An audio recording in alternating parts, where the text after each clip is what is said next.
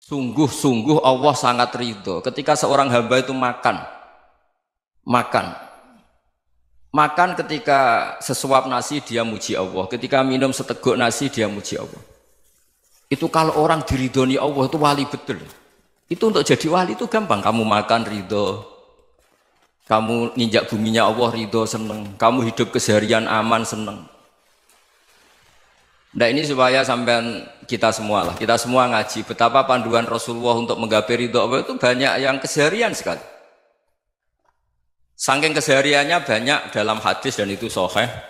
Nabi menyebut hal-hal yang keseharian. Hatta ma tas'alu fi fimra'atika. Kamu punya uang kemudian istri kamu bisa makan itu ibadah. Bahkan sebagian ibadah itu dicontohkan Nabi yang akhirnya diprotes sahabat. Yaitu wa fi buti ahadikum sedekah. Kamu menggauli istri kamu itu ya sedekah. Sampai sahabat bilang yang benar ya Rasulullah. Ayati ahaduna syahwatahu wa huwa lahu ajrun. Masa urusan biologis, urusan syahwat kemudian dia dapat pahala. Nabi menjawab, alaysa lawadu'aha fi haramin akana alaihi wisrun. Bagaimana kalau dia meletakkan ke yang tidak benar itu kan dosa. Nah, hal-hal seperti ini yang saya ingin teman-teman semua. Saya juga agak ingin ngaji demi Anda juga agak ingin. Itu dosa sekali ngaji kok pesanan kelompok tertentu itu enggak boleh. Islam itu untuk semua. Jadi ya cuma karena di depan saya jenengan ya seakan-akan jenengan korbannya. Itu ada ilmunya dalam usul fikih itu. Jadi orang itu harus ngaji usul fikih. Nama yang disebut, mungkin Mas Sufyan masih ingat zaman ngaji usul fikih. Nama yang disebut itu tidak jaminan sebagai prioritas perintah. Jadi misalnya gini, kebetulan yang di depan Nabi itu Abu Dzar. Nabi ya bilang, ya Abu Dzarin ini uhibbuka misalnya, atau ya Mu'ad ini uhibbuka, atau ya Abu Hurairah ini uhibbuka misalnya. Banyaklah riwayat yang Nabi nyebut ya Abu Dzarin, ya Mu'ad, ya Abu Hurairah. Kemudian misalnya Nabi meneruskan khitab, ini uhibbuka, saya mencintai kamu, fakul dubur sholatin, atau sebagian riwayat disebut fala tada'an la dubura kulli sholatin, Allahumma inni ala dzikrika wa syukrika wa husni ibadatik. Saya mencintai kamu, siapa saja, Mu'ad bisa, Abu Dzar bisa siapa. Saya mencintai kamu, mohon kalau habis sholat kamu jangan lupa wiridan Allahumma inni ala dzikrika wa syukrika wa husni ibadatik. Ya Allah, tolong kami permudah supaya mudah ingat engkau. Anda tidak bisa mentang-mentang, wong nama saya Parmin, nama saya Purnomo, itu yang diperintahkan Mu'ad misalnya. Jadi yang disebut satu, tapi khitab itu untuk siapa saja. Saya teruskan ya. Jadi saya mohon semua kita melakukan kebaikan itu, kalau dalam kaidah fikih disebut al-yakin la yuzalu bisyak. Banyak kebaikan yang kebenarannya itu 100%. Tidak punya efek samping ke pihak lain, ke kelompok lain, ke komunitas lain. Itu tadi misalnya Anda makan, dan itu murah sekali, hanya butuh satu piring. Setiap punyaan kamu muji Allah, setiap minum kamu muji Allah. Itu redaksinya Rasulullah SAW disebut, Allah sangat ridho ketika seorang hamba makan, kemudian dia memuji Allah. Atau minum, kemudian dia muji Allah. Logikanya gampang, negara seperti ini yang kamu harapkan bentuknya kayak apa, mertua, ipar, komunitas, tetangga, itu nyata terjadi itu kan belum pasti. Sementara yang mesti terjadi adalah kamu butuh makan, kalau tidak mati. Butuh minum, kalau tidak mati. Butuh bumi yang nyaman ditempati, kalau tidak kita juga mati. Sebab itu Allah kalau menyebut nikmatnya itu hal-hal yang keseharian. Alladzi at'amahum min ju'. Allah itu siapa? Allah itu yang menciptakan kamu bisa makan. Tidak berlebihan, Allah itu yang menciptakan kondisi sosial itu ideal. Zaman Nabi itu ya ada orang munafik. Orang-orang pilihan Allah itu juga diuji orang sekelilingnya yang macam-macam. Semua diuji sesuai konteks zaman dan waktu. Nah, tapi ada ibadah-ibadah yang selalu disarankan Nabi. Sampai Nabi itu pernah ditanya, ayul Islam ya khairun ya Rasulullah, Islam terbaik itu gimana? Jawaban Nabi itu unik. It'amut to'am. Islam terbaik itu ya makan-makan, santai-santai. Ketika Allah menyebut beberapa kebaikan, falak tahamal akobah, wa ma adrokan apa? Mal akobah. Terusannya apa? Fakku rokobah. Terusannya apa? Au it'amun fiyaumin di masubaya. Atau acara makan-makan itu juga Islam. Kenapa? Ya bayangkan kalau tidak ada makanan, kita mati kan? Kondisi sosial tidak ideal itu Anda masih gak apa-apa. Tapi kalau Anda tidak makan, Anda tidak minum, Kamu punya istri cerewet masih bisa hidup, punya mertua cerewet masih bisa hidup. Tapi kalau tidak makan bisa mati. Berarti penting mana istri sama makan? Penting mana? Makan. Semoga istri Anda dengar, nanti kamu disuruh makan tapi pulang deh. Itu kalau dibahasakan makan masih memahami. Penting mana nasi satu piring dengan istri. Nggak ada nasi mati, nggak ada istri belum mati. Penting mana? Gak berani jawab kan? Nah, ternyata Anda ada garang kan di depan istri. Jadi saya mohonlah, mungkin Mas Sufyan Sauri tadi yang bisa bantulah. Teman-teman tuh ngaji yang keseharian saja. Karena kita nyari ridha Allah itu berdasar firman Allah. Dan firman Allah itu menyebut keseharian tuh riang, gampang. Yaitu tadi misalnya wa min ayatihi manamukum billaili wan nahar. Termasuk ayat-ayat Allah itu kamu tidur. Maka dulu itu ada guyonan, ada tokoh Mu'tazilah, kelompok dalam Islam yang berpikir manusia itu bisa menentukan ikhtiarnya sendiri. Karena saya bisa duduk, ingin berdiri, berdiri. Karena kelompok ini nggak terima kalau semua kehendak Allah, nanti bagaimana kalau semua kehendak Allah kok ada hisab ya, ada sanksi. Lucunya itu dia akhirnya ini cerita ya, mencintai seorang perempuan cantik sekali. Dan itu dia menjadi ahli sunnah itu oleh hal-hal yang sepele. Karena istrinya cantik, ya namanya suami istri itu hubungan intim. Terus ditanya, Mas masih ingin lagi? Masih. Silahkan diulang lagi.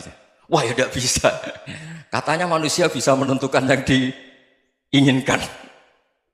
Itu tobat itu. Itu nggak bisa ditobatkan Mas Sufyan Ats-Tsauri. Orang cantik yang mudah nobatkan orang itu orang cantik. Segampang itu. Akhirnya kita tahu, makanya kalau dalam kitab Hikam itu disebut al-aqil mayyakul madza yaf'alu wa hubi wal ghafil mayyakul madza af'al. Orang yang punya akal karena sadar ini wilayah Allah, semua milik Tuhan. Itu dia tiap hari berpikir, besok Allah akan melakukan apa terhadap dunia ini. Kamu merencanakan sesuatu mau plesir, ternyata gempa. Mau wisata ke Rusia, ternyata perang. Kamu tidak pernah tahu apa yang akan terjadi besok. Wa ma tadri nafsum madza taksibu ghadan. Tapi anda semua kita ini sering punya jadwal permanen. Makanya saya kalau diundang siapa saja, sana takdir. Yang jelas Gus ini acara penting. Ya masih acara penting nak pangeran ngersakno piye? Kok ape dadi pangeran? Kamu kok mau jadi Tuhan? Itu kadang ya kiai. Penting Gus acara ini jenengan harus memastikan bisa.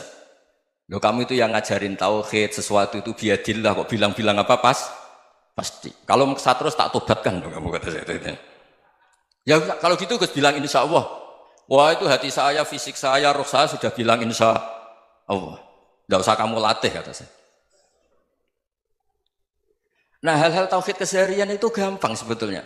Wal ghafil yaqulu madza af'al. Tapi orang yang lupa Allah dia setiap hari bilang besok apa? Kita bisa melakukan apa? Seakan-akan dia itu aktor, dia penting, dia subjek permanen, dia.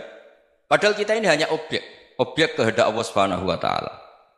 Karena kita yakin sesuatu yang terjadi di alam raya ini kita tidak bisa apa-apa.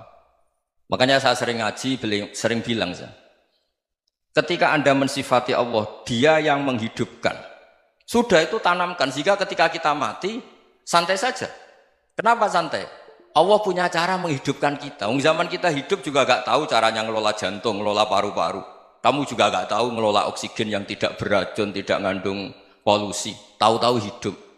Gak ingin tua ya tahu-tahu tua, gak ingin mati tahu-tahu mati. Selama ini kita hidup juga gak tahu apa sebetulnya. Hanya gaya tok, punya jadwal, punya planning. Kalau kamu bisa menentukan pilihan Anda, pasti Anda istrinya cantik, 4 neriman semua, kona'ah semua. Nyatanya enggak kan? Sudah 1 jelek, cerewet. Oh itu kan, nyatanya enggak bisa apa-apa Anda kan? Dan kamu bawa mati lagi. Itu kan, istri Anda juga gitu, punya keinginan, punya suami yang ganteng, yang jabat, yang neriman, yang enggak poligami. Ya enggak kesampaian juga. Kalau kita ngitung tingkat kegagalan kita itu gagal terus. Ya kan? Nah, terus ingat Allah, madza yaf'alu wa hubi. Orang yang punya akal selalu berpikir Allah itu menghendaki apa terhadap saya. Lalu sama-sama orang ngelihat orang yang serius, itu kata Anda itu pemikir berat, serius. Senang punya tokoh yang merengut tuh, karena kamu anggap serius. Tapi sebagian orang nganggap orang yang serius itu wong merengut, wong masam, wong muka kok ditekuk. Jadi sama Itu hati, ya muqallibal qulub tsabbit qalbi ala dinik. Karena kita nggak tahu cara berpikir kita tentang orang lain, tentang sekeliling kita. Misalnya kita orang baik yang jenis ngurmat fakir miskin. Ada orang bangun masjid mewah itu janggal. Apa artinya masjid mewah kalau banyak orang kelaparan? Tapi kalau yang jenis pendidikan, apa artinya masjid mewah kalau tidak bisa ngaji? Nanti yang jenis infrastruktur, apa artinya ini kalau semuanya punya sudut pandang yang berbeda-beda. Dan Islam mengapresiasi semua kebaikan. Tapi katakan semua kebaikan itu adalah kehendak Allah Subhanahu wa taala. Karena apapun baik Anda itu pakai fasilitas yang diberikan oleh Allah Subhanahu wa taala. Sehingga ini yang disebut qulillah tsumadarhum fi khawdihim yal'abun. Ya kembali tadi ke tema-tema bahwa keseharian Anda ini sudah Islami. Saat Anda tidak bisa melakukan apa saja. Saya sering ada jenazah, biasanya kalau tetangga meninggal saya sering disuruh ngelepas. Saya bilang orang ini baik karena sering ngelamun di rumah, sering nganggur di rumah. Ditanya sama anaknya, kenapa Gus nganggur baik? Ya kalau dia nganggur artinya juga agak berbuat sesuatu yang maksiat kan? Ya kan? Orang nganggur di rumahnya ya tidak bunuh orang, tidak maling, tidak korupsi, ya namanya nganggur di rumah. Lah cuma istri cara pandang nganggur gak menghasilkan uang itu. Tapi juga gak menghasilkan kriminal kan? Jadi sebenarnya Islam itu makanya kalau sampai ngaji usul fikih itu ada kitab usul fikih namanya Lubul Usul, itu terkenal sekali di pesantren itu. Itu kalau ngapresiasi keseharian itu luar biasa. Izma min mubahin illa wa yatahaqqaqu bihi tarku haramimma. Karena keseharian yang mubah saat Anda lakukan itu ada kehebatan yang luar biasa, yaitu meninggalkan haram. Makanya dulu banyak orang-orang alim ketemu temannya itu guyon sampai semalaman. Itu biasanya yang semangat Islam itu kiai kok tidak tahajud, kiai kok tidak witir. Orang yang sedang mapan uangnya banyak, malam itu udah kelayaban itu sudah luar biasa. Melawan nafsu supaya tidak maksiat itu sudah luar biasa. Supaya lupa guyon sama temannya semalaman sampai subuh. Gejlok-gejlokan ngenang zaman miskin, zaman kuliah gak jelas, zaman apa. Melihatnya jangan tarkut tahajud. Seperti ini meninggalkan tahajud, tapi meninggalkannya ini talkul muharramat. Jadi kayak apa hebatnya? Sehingga Imam Ghazali punya riwayat yang agak unik. Hatta takuna ibadatu akhiri hadil ummah iku an-naum. Sehingga suatu saat ibadah terbaik umat ini itu tidur. Itu kan riwayat kontroversi. Ketika Imam Ghazali tanya, kenapa iya? Kenapa kamu mulai keluar dari rumah itu sudah banyak maksiat? Melihat perempuan yang enggak mahram, melihat fenomena. Tapi kalau kamu tidur itu enggak melihat apa-apa. Tapi juga kamu jangan nganggap tidur itu ibadah betul. Saatnya melakukan fardu ain malah masih tidur. Tapi itu sudut pandang yang menjadikan kita Islam itu gampang. Jadi saat Anda tidak bisa aktivitas apa-apa, misalnya ada beberapa orang yang lumpuh. Lumpuh itu memang nggak bisa Jumatan, nggak bisa ibadah, tapi dia juga nggak bisa maksiat. Tidur itu memang Anda saat itu tidak bisa tahajud, tidak bisa witir, tapi saat itu ada zina, ada maling, tidak gosipkan orang, tidak bully orang, tidak menanamkan kebencian, tidak hasud. Sehingga tidur menurut Allah Ta'ala wa min ayatihi manamukum billaili apa? Wan-nahar. Karena di tidur itu selain ada unsur istirahat, jaga kestamina, juga ada unsur meninggalkan beberapa keburukan. Nah saya mohon ibadah yang keseharian ini kita jaga. Supaya kita semua baca ayat itu fasih. Fasih itu tertanam di hati. Allah itu siapa? Alladzi at'amahum min ju'i wa amanahum min khawf. Dan Allah kalau cerita di Quran itu anna subabnal ma'a subba thumma syaqaqnal ardhan wa syaqqa fa ambatna fiha habba wa inaba wa qadba wa zaituna wa nakhla wa hadaika hulba. Kamu tahu saya ini siapa kata Allah? Saya ini adalah Tuhan yang menurunkan air, kemudian ada tanaman banyak. Habba wa inaba wa qadba, ada zaitun, ada tin, kalau orang Jawa mungkin ada tela, ada padi, ada mangga, ada pisang. Sudah. Wa inaba wa zaituna wa nakhla wa hadaika hulba. Ada perkebunan yang lebat. Tujuannya apa? Mata Allahkum, silahkan kamu pakai, kamu nikmati. Tapi karena kadang kita ini punya ide-ide besar. Tadi untuk syukur saja nunggu punya istri riman, rumah baik, tetangga baik, komunitas baik, semuanya baik baru syukur. Lama-lama nanti ada di surga, syukurnya nunggu surga paling kelas A.